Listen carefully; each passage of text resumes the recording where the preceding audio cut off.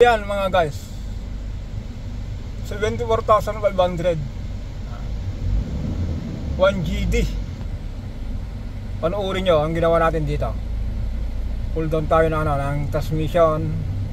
Balik natin yung clutch disc kasi sliding ito. Yan. Yung mga may mga ganitong unit mga guys, yung GD engine na lahat pinalitan. Check natin to. I-try natin yung clutch disc lang kasi sunog lang po ito. Makikita nyo po ito kung anong gagawin natin. Kasi po mga guys, based to my experience, andito na lang tayo eh. Ginagawa ko na ba ito? Anong panahon ng, ng mga FX, Revo. Meron tayong customer dati na si Sir Dimesa.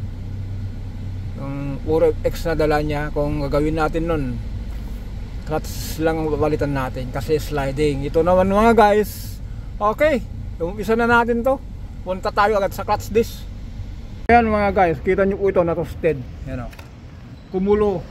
Pansin nyo nga po eh, yung sobrang init po, yung rubber nito, yung rubber damper tawag po dyan para sa vibration, para kung naka-neutral hindi maingay.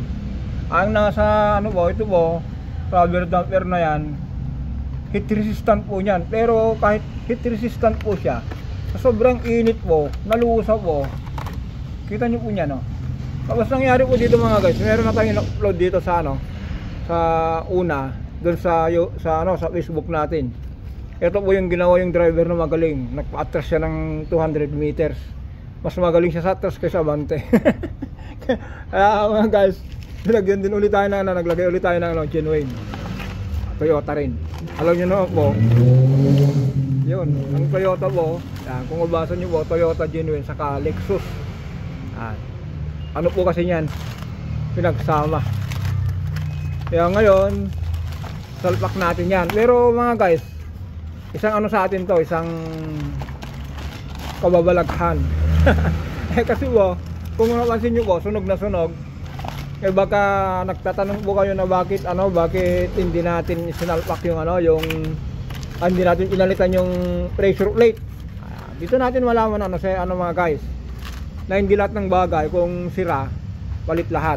Parang bahay po niyan, may tinatawag sa bahay na preventive maintenance din. Parang sasakyan, halimbawa, sira yung bubungan. Kung sira ba yung bobida, pati yung bubungan sisirain mo? Hindi, tignan mo lang yung kung nasira yung bobida, tignan mo yung tagas.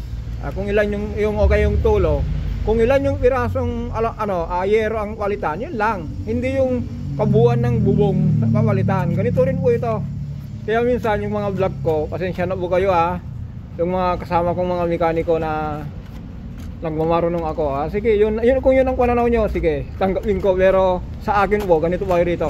Saka pangalawa po, yung may-ari po nito o kaya yung driver po nito, sabi niya nga sa akin, 15 years na siya nag-umpisa nag-drive. Yung ganun experience po, matagal na po yun, marami na po yun, hindi natin pwedeng ibulsa. Yung nga po, ako nga rin po, sa tagal ko na nag-mechanic, nung panahon ng FX, yung tawag pa dun, FX, yung mga UV Express, yung mini-maintain natin na FX na kay Sir Michael Dimesa, dito sa Pransya, yung 37 unit. Yan. Kung magpalit tayo dati ng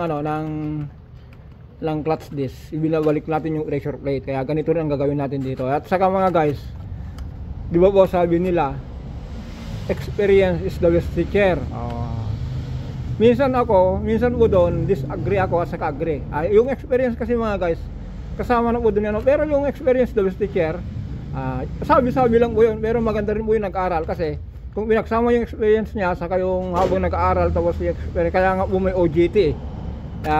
Pero yung driver nito mga guys, kung ako nag-drive ako 16 yata 17, sa kanya 15, hindi ba pinayagan. Pero parang yung sa binata ko, nagulat na lang ako nung nagkaroon ng 18 na siya, kinuhanan ko ng lisensya, marunong na sayo yung pala, ginagawa ng kaibigan niya, pinagdadrive sa loob ng subdivision.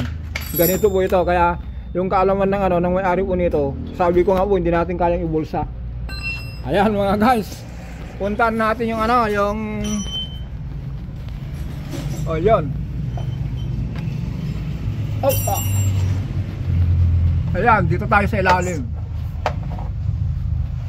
Pansinin nyo mga guys, nakikita nyo po yan, natosted ano. Grabing ano, kulay hindi ko maliwanag kung kulay itim, kulay violet. Pero yung clutch disc nya, ito yung bago, ito yung ano, yung pressure plate. Ayan, ibalik natin to. At saka mga guys, marami tayong video na napanonood na hindi raw ano, ginagawa po nito mga guys, pinapa-replace. Nangitim lang po yan, pero walang wako. Yung mga iba po kasi, pinapa-replace po niyan. Pero pwede naman po yun for paninugurado. Pero ngayon mga guys, salpak natin to. Ayan, gumagalaw, pero mamaya magro-rotate tayo niyan. Ito lang pinakita natin, nasabi ko mga guys, ang pinalitan lang natin, clutch disc. Ibabalik natin tong ano, pressure plate. Yan. Mamaya siguro basta kung mag-rotate tayo, makita na natin to. Okay, salpak na natin to. Bilis muna 1 seconds. Salpak ko na yung transmission. Yan. Itong propeller na lang mga guys. Kung nasalpak na yung propeller, rotate na tayo. Ayan ano sir? Ayan, 1-1 army yan. Wala nang helper. Ayan. Ayun mga guys, balikan natin to. Kaya madali tayong nagsalpak ng transmission kasi meron tayong guide. Ayan. Nilagyan natin ng guide. Pero mga guys, yung mga anak ko, kabitan ng BGT, yung mga, kung pansinin nyo mga guys, ito meron pong dulo pilot bearing. Pero ito mga guys, meron siyang pinaka pilot bearing, pero wala ito, naputol. Yan. Pero kung manentro, gawin natin sentro ito, yung klase nakarelo pa tayo. Yung pinsan ko yung boss ko sa Madrid, thank you sa relo mo, pang asawas ko araw-araw. Yan. Ito po mga guys, pilot bearing. Kahit hindi na tayo nagpalit ng pilot bearing kasi itong ano, makina to, itong DG na to, meron pong pilot bearing nakakabit sa flywheel, pero wala ito, putol lang. Kaya yan mga guys. Ulitin natin, kaya po hindi tayo nahirapan nagsalpak. Ang bilis ano. Yun lang po ang ginawa natin dito. Inaantay lang natin na may kabit yan. Okay, yun lang po mga guys. Hindi na tayo ano nito, hindi na tayo magpaligaw-ligaw pa. Sabi ko nga po, yung may-ari nito hindi natin pwedeng ibulsa kasi sabi niya, yes, meron akong Innova. Diba kayong Innova niya, 1GD rin. Saka nakapakilala na 15 years pa siya, 15 years pa lang siya noon, nagdra-drive na. Kaya yung sa karanasan, sabi ko nga ulitin natin mga guys, yung mga binabanggit na experience domestic share, minsan sang-ayon ako, minsan hindi. Pero ang punto dun mga guys, subok na po yun. Kaya sabi niya, Jess, ako na ang ano niyan, ibalik mo yung pressure plate. Kaya yan, hanggang dito lang tayo siguro mga guys. Don't forget na lang po sa subscribe, like and share. Maraming salamat.